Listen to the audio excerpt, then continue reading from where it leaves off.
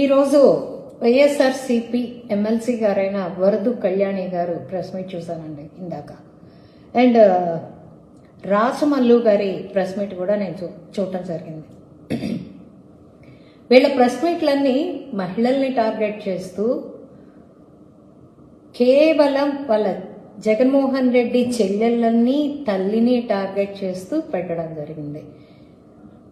ఒక పక్కేమో జగన్మోహన్ రెడ్డి కోసం భజన కొడుతూ మా అన్న అట్లా, మా అన్న ఇట్లా, మా అన్న తోపోతురు అంటూ, ఒక పక్కేమో చెల్లెళ్ళు ఏదో నారా చంద్రబాబు నాయుడు గారి ట్రాప్ లో పడ్డారు అంటూ వరద కళ్యాణి గారు చెప్పడం జరిగింది. ట్రాప్ లో పడడానికి వాళ్ళు ఏమైనా చిన్నపిల్లలమ్మా? ఆస్తుల గురించి గొడవలు జరిగితే వాళ్ళని ట్రాప్ లో పడ్డారంటారు. అంటే రాజశేఖర్ రెడ్డి గారి భార్య గారైన విజయమ్మ గారు కూడా బాబు గారి ట్రాప్ లో పడ్డారనే చెప్తావా నువ్వు? ఇంత పబ్లిక్ గా ఆవిడ లెటర్ రాసి ఇలా ఆస్తులు పంచలేదు అని చెబుతూ ఉంటే, ఇంకా కూడా జగన్మోహన్ రెడ్డిని సమర్థిస్తూ, నిజంగా జగన్మోహన్ రెడ్డి గారికి ఆ విఘ్నత ఉంటే, ఆడవాళ్ళన్న గౌరవం కానీ చెల్లెళ్ళన్న మర్యాద కానీ ఉండి ఉంటే ఇవాళ ఏ వ్యవహారం కూడా రోడ్డు మీదకి వచ్చేది కాదు.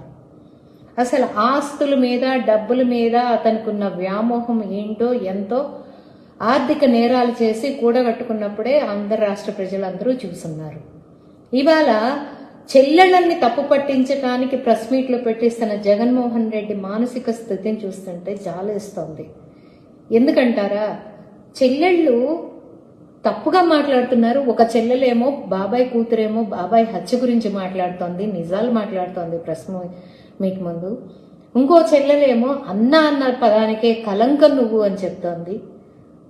ఏ చెల్లెలు కూడా, ఏ తోడబుట్టి రక్తం పంచుకు పుట్టిన ఏ తోడబుట్టిన చెల్లెలు కూడా ఒక అన్నని ఇలా అయితే అనదు. అదే చెల్లెల్ని తన గెలుపు కోసం, తన అధికారం రావడం కోసం పాదయాత్ర చేయించిన రోజున తెలియలేదా జగన్మోహన్ రెడ్డి గారికి చెల్లెలు నారా చంద్రబాబు నాయుడు గారి ట్రాప్ లో ఉందని?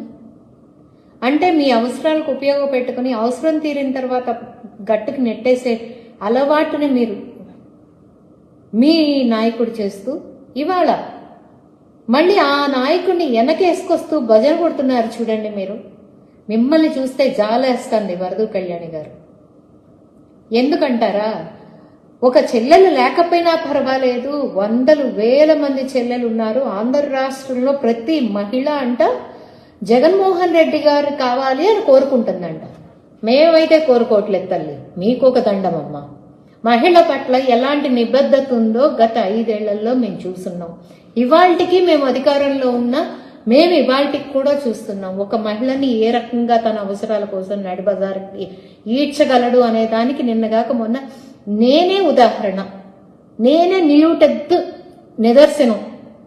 కుటుంబ పరువుల్ని బజారుకి తీసుకొచ్చి ఆడవాళ్ళని తన ఎలా చెప్పాలి, తన స్వార్థం కోసం వాళ్ళ బ్రతుకులతో వాళ్ళ పరువులతో ఎలా ఆడుకుంటాడో తల్లి చెల్లె కాదు ఏ మనిషినైనా ఆడుకుంటాడు.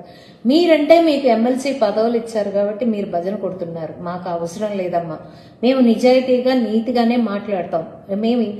మేము ఎప్పుడూ కూడా తప్పు చేయకపోతే ఏలెత్తి చూపించింది మేము అసలు కానే కాదు.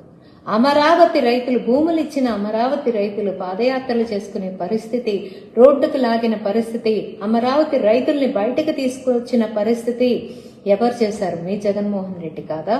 ఆ రోజున అదే అమరావతి రైతుల్ని డొక్కల్లో కొట్టి హింసించి నడి బజారుకి ఇచ్చిన వాళ్ళు మీ జగన్మోహన్ రెడ్డి కాదా?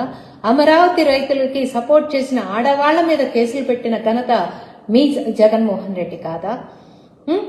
ఏం చూసుకుని మీరు అతనికి సపోర్ట్ చేస్తున్నారో నాకు తెలియదమ్మా. ఆ రోజున నడి బజార్లో ఆడపిల్లల్ని రేప్ చేసినా దిక్కులేదు, కత్తెలతో పొడి చేసినా దిక్కులేదు, ఇన్సెక్యూర్ గా తీసుకెళ్లిపోయారు. కూతవేటు దూరంలో, జగన్మోహన్ రెడ్డి గారి గృహానికి కూతవేటు దూరంలోనే పెళ్లి చేసుకుని కలలు కనాల్సిన వయసులో ఉన్న ఒక జంట షికారుకు వెళ్తే ఒక ఆడపిల్లని రేప్ చేసి చంపితే ఆ పిల్ల జీవితానికి ఏం న్యాయం చేయగలిగాడు జగన్మోహన్ రెడ్డి? ఇవాళ తల్లి చెల్లికే న్యాయం చేయలేకపోయాడు. ఎక్కడో ఆంధ్ర రాష్ట్ర మహిళలందరూ ఇలాంటి అన్నం ఉంటే చాలు అనుకుంటున్నారంట. మీకు దండం తల్లి. మీకొక దండం అమ్మ, మా తోడబుట్టిన వాళ్ళు ఎవరు ఇలా లేరమ్మా, ఇలాంటి అన్న మాకైతే వద్దమ్మా.